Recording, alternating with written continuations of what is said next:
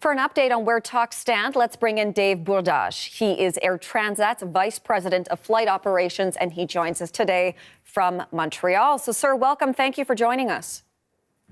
Thank you. Good afternoon. So the latest statement that we have at this point from Air Transat says that there has been some progress made during negotiations throughout the night. I'm hoping that you can bring us up to speed on where things stand right now. Absolutely. We are fully engaged with our union partners to find a negotiated solution at the table. The parties are working tirelessly. Overnight, we had proposals going back and forth. What we're doing is we're trying to move forward, come to a conclusion. So this is positive right now. As you mentioned, we remain hopeful and positive about the fact that we can come to a conclusion.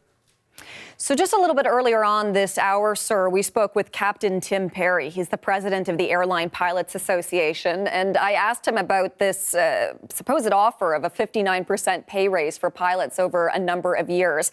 And he told me that that statement on behalf of Air Transat is flatly inaccurate. And he said that by saying that that pay raise offer is on the table, that's a mischaracterization of what's going on.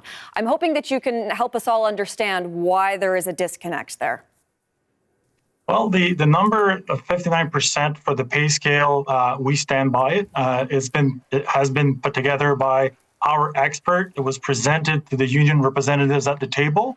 What we're talking about is a pay scale that is for the next 5 years. That being said, when inside that pay scale, of course, you can have some pilots that are a little bit lower than 59%. Some are a little bit higher than that. We also recognize previous years of experience, but overall, the 59% average does stand, and we stand by that. We believe that it is the offer that we have on the table. That's what we presented. Okay. The other thing that the Airline Pilots Association is saying is that their goal is to achieve a modern contract with industry standard pay, benefits, work roles, and job security. It was a 99% strike vote. 99% of Air Transat's pilots voted for a possible strike. So do you think that Air Transat is offering a modern contract then, if it seems as if its pilots don't feel that way?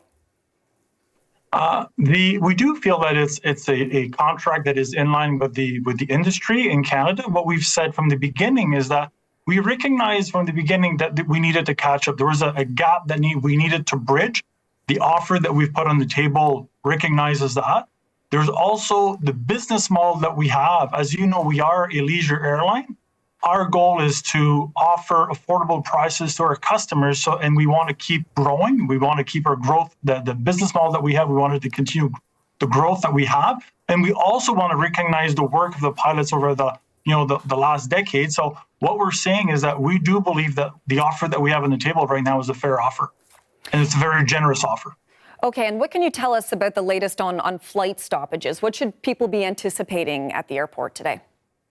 Right now, the published schedule that we have for all the regular flights today are happening. We've got planes in the air. We've also added capacity or extra seats. We have 4 flights that have left to go down south to pick up passengers. Our goal, the plan that we have, that special operations plan, is to bring people home as quickly as possible and bring as many people as we can. The fact that the union decided to pull the strike mandate was, for us, we need to have a structure and organized way of bringing people back home. That's what we're doing right now. We're obviously hopeful that we can have an agreement today at the negotiation table and reduce the disruption on our passengers. That being said, if we don't have an agreement by tomorrow, we will wind down the operation, bring the airplanes, obviously bring the people back home. That's our main goal. Bring the airplanes back home as well, and have them stationed at the right airports. So that when we do have an agreement, we can resume operation as quickly as possible.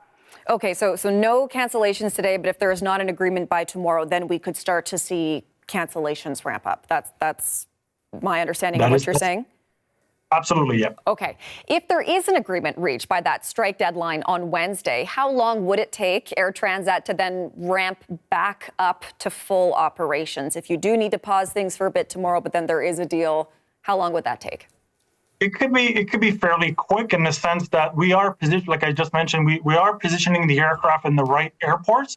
So, and right now our at this time of year, our main market is going down south, and flights depart early in the morning. So if we have the airplanes in the right airports, we can resume operations fairly quickly. Okay. Dave Bourdages, thank you so much, sir. Really great to have you on. We do appreciate your time today. Thank you very much. Dave Bourdages is Air Transat's Vice President of Flight Operations, and we reached him there in Montreal.